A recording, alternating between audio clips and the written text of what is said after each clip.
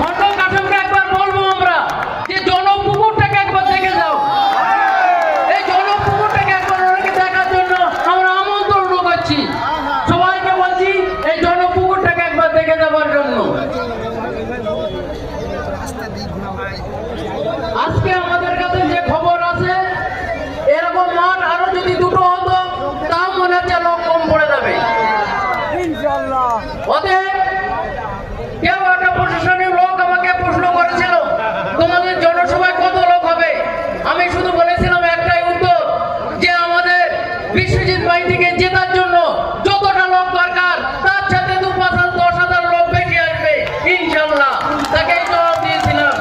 তা সেই হিসেবে আপনাদেরকে বলছি, যতটা লোক আসছে আমি তো মনে করব শুধু 4 তারিখে শুধু সময়ের অপেক্ষা আমাদের বিজয় ঘন্টা বাজার জন্য।